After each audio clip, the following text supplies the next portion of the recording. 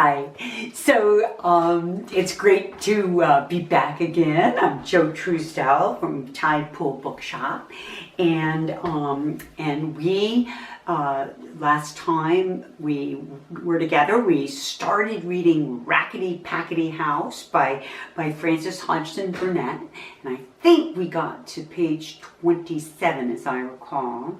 So I'm just going to get the dollhouse, open the dollhouse up, and oh my gosh, it looks like the dog may have moved.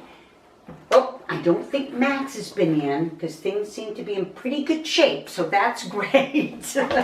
Anyway, I'm going to just untie this great ribbon that Mrs. Dewey put on to keep the book in shape.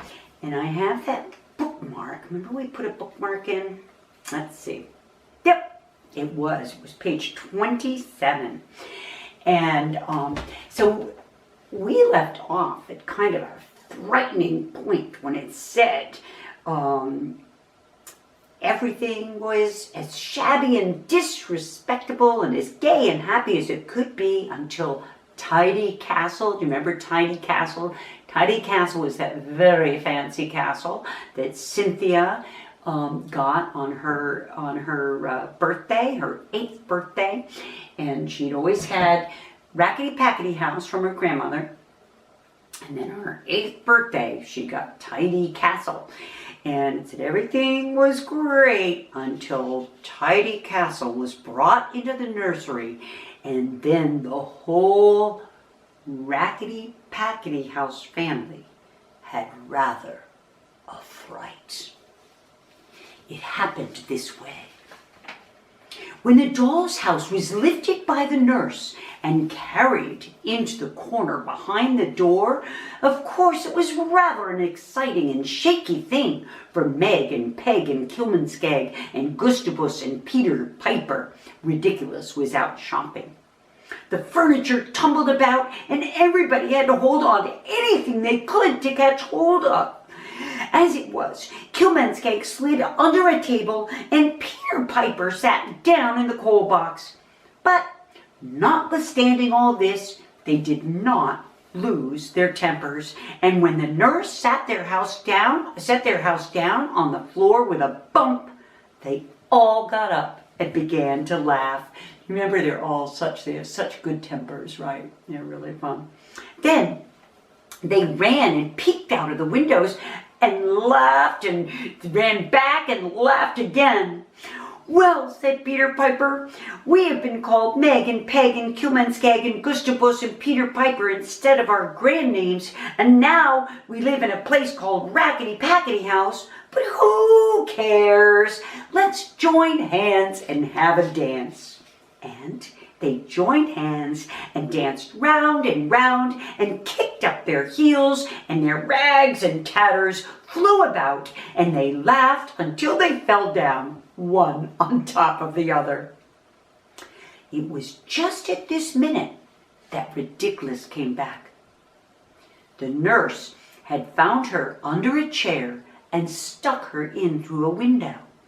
She sat on the drawing room sofa, which had holes in its covering and the stuffing coming out, and her one leg stuck straight out in front of her, and her bonnet and shawl were on one side, and her basket was on her left arm, full of things that she'd gotten at market. She was out of breath and rather pale through being lifted up and swished through the air so suddenly, but her saucer eyes and her funny mouth looked as cheerful as ever. Good gracious, if you knew what I have just heard, she said. They all scrambled up and called out together, Hello, what is it? Oh, the nurse said the most awful thing, she answered them. When Cynthia asked what she should do with this old Racketty Packetty house, she said, Oh, I'll put it behind the door for the present, and then it shall be carried downstairs and burned. It's too disgraceful to be kept in any decent nursery. Oh, cried Peter Piper. Oh, said Gustavus. "Oh no," said Meg and Peg and Kilmanskeg. "Will they burn our dear old shabby house? Do you think they will?" And actual tears began to run down their cheeks. Peter Piper sat down on the floor all at once with his hands stuffed in his pockets. "I don't care how shabby it is," he said. "It's a jolly nice old place, and it's the only house we've ever had." "I never want to have any other," said Meg. Gustavus leaned against the wall with his hands stuffed in his pockets. "I wouldn't move if I was made King of England," he said. "Buckingham Palace wouldn't be half as nice." "We've had such fun here," said Peg, and Kilmanskeg shook her head from side to side and wiped her eyes on her ragged pocket handkerchief. There's no knowing what would have happened to them if Peter Piper hadn't cheered up as he always did. "I say," he said, "do you hear that noise?" They all listened and heard a rumbling. Peter Piper ran to the window and looked out, and then came back grinning. "It's the nurse rolling up the armchair before the house to hide it so that it won't disgrace the castle. Hooray! Hooray! If they don't see us, they will forget all about us, and we shall not be burned up at all. Oh, our nice old Racketty Packetty house will be left alone, and we can enjoy ourselves now more than ever, because we shan't be bothered with Cynthia. Hello! Let's all join hands and have a dance." So they all joined hands and danced round in a ring again and again. They were so relieved that they laughed and laughed until they all tumbled down in a heap, just as they had done before, and rolled about, giggling and squealing. It certainly seemed as if they were quite safe for some time at least. The big easy chair hid them, and both the nurse and Cynthia seemed to forget that there was such a thing as Racketty Packetty house in the neighborhood. Cynthia was so delighted with Tidy Castle that she played with nothing else for days and days. And instead of being jealous of their grand neighbors, the Racketty Packetty house people began to get all sorts of fun out of watching them from their own windows.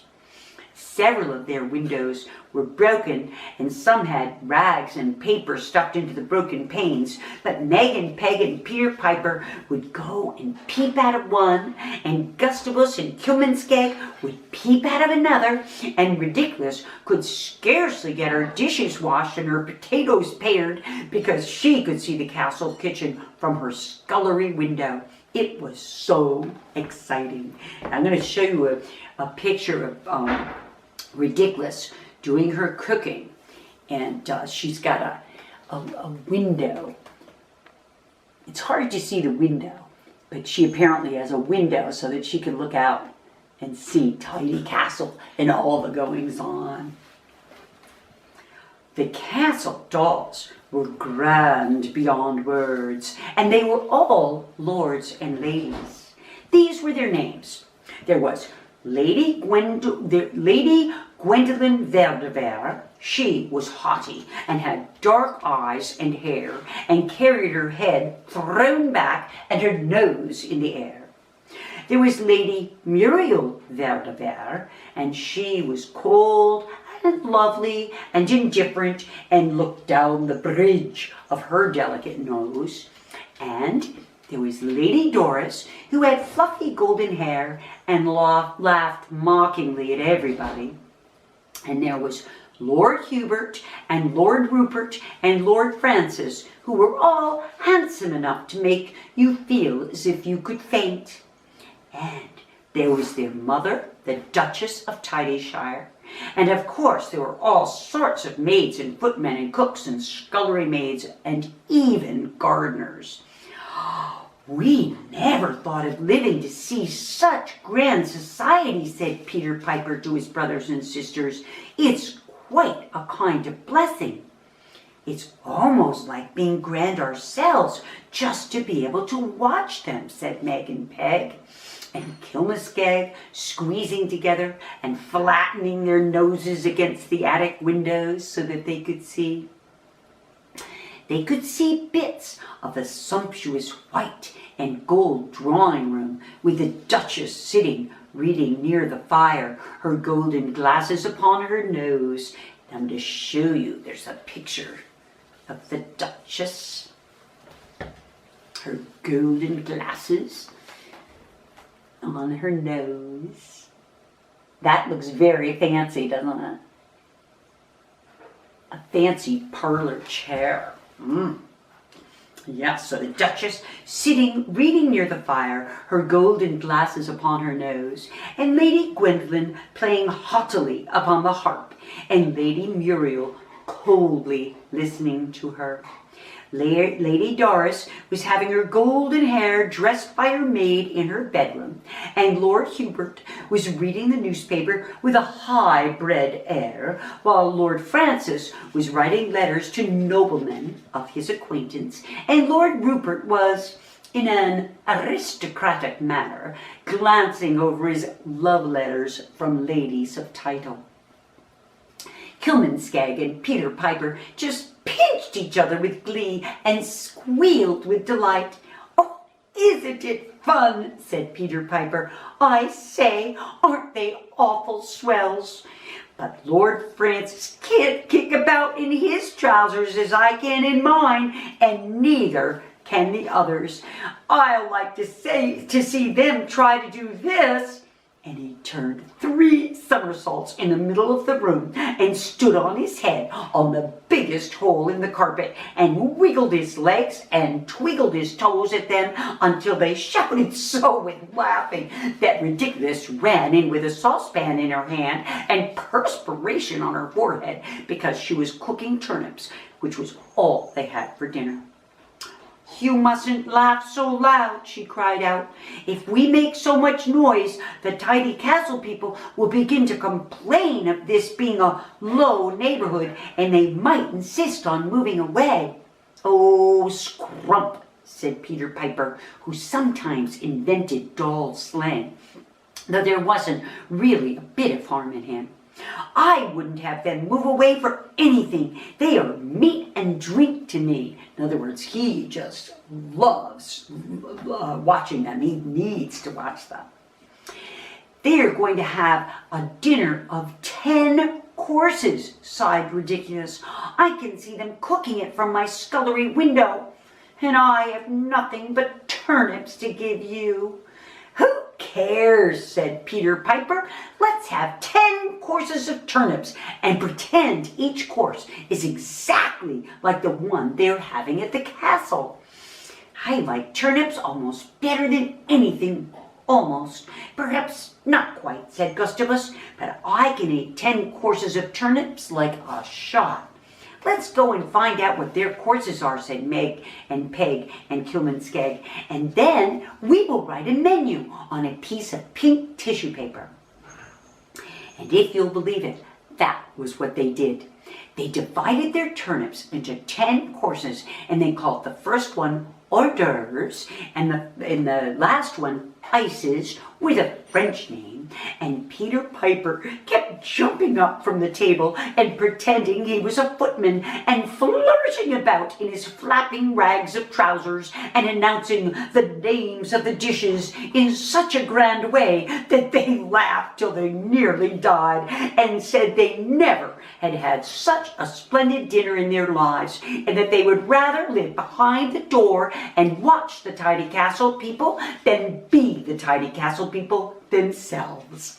And there's a picture of Peter Piper. This is Peter Piper announcing the names of the dishes and pretending they're hors d'oeuvres and ices. They look like they're just having so much fun. Such great attitudes.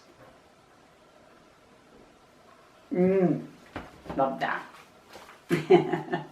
Now I gotta go back a page. Okay. And then, of course, they all joined hands and danced round and round and kicked up their heels for joy, because they always did that whenever there was the least excuse for it, and quite often when there wasn't any excuse at all, just because it was such good exercise and worked off their high spirits so that they could settle down for a little while. This was the way things went on day after day. They almost lived at their windows. They watched the Tidy Castle family get up and be dressed by their maids and valets in different clothes almost every day. They saw them drive out in their carriages and have parties and go to balls. They all nearly had brain fever with delight the day they watched Lady Gwendolen and Lady Muriel and Lady Doris, dressed in their court trains and feathers, going to be presented at the first drawing room. After the lovely creatures had gone, the whole family sat down in a circle round the Racketty Packetty house library fire, and Ridiculous read aloud to them about drawing rooms out of a scrap of the lady's pictorials she had found. And after that, they had a court drawing room of their own, and they made tissue paper trains and glass bead crowns for diamond tiaras, and sometimes Gustavus pretended to be the royal family, and the others were presented to him and kissed his hand, and then the others took turns and he was presented. And suddenly the most delightful thing occurred to Peter Piper. He thought it would be rather nice to make them all into lords and ladies, and he did it by touching them on the shoulder with the drawing room poker, which he straightened because it was so crooked that it was almost bent double. It's not exactly the way such things are done at court, but Peter Piper thought it would do, and at any rate, it was great fun. So he made them all kneel down in a row, and he touched each on the shoulder with the poker and said, "Rise up, Lady Meg and Lady Peg and Lady Kilmanskeg and Lady Ridiculous of Rackety Packety House, and also the Right Honourable Lord Gustavus Rags." And they all jumped up at once and made bows and curtsied to each other. But they made Peter Piper into a duke, and he was called the Duke of Tags. And here he is, with his poker. Doesn't he look like he's having so much fun? He always looks like he's having fun. So Peter Piper knelt down on the big hole in the carpet, and each one of them gave him a little thump on the shoulder with the poker, because it took more thumps to make a duke than a common or garden lord. The day after this, another much more exciting thing took place. The nurse was in a bad temper, and when she was tidying the nursery, she pushed the easy chair aside and saw Rackety Packety House. She said, "There is that Rackety Packety old thing still. I had forgotten about it. It must be carried downstairs and burned. I will go and tell one of the footmen to come for it." Meg and Peg and Kilmanskeg were in their attic, and they all rushed out in such a hurry to get downstairs that they rolled all the way down the staircase, and Peter Piper and Gustavus had to dart out of the drawing room and pick them up. Ridiculous came staggering up from the kitchen, quite out of breath. "Oh, our house is going to be burned." "Our house is going to be burned," cried Meg and Peg. Excuse me. "Our house is going to be burned," cried Meg and Peg, clutching their brothers. "Let us go and throw ourselves out of the window," cried Kilmanskeg. "I don't see how they can have the heart to burn a person's home," said Ridiculous, wiping her eyes with her kitchen duster. Oh boy. This looks like a good place to stop, especially since I think I need to get a little glass of water. But oh dear, I'm going to see what's going to happen.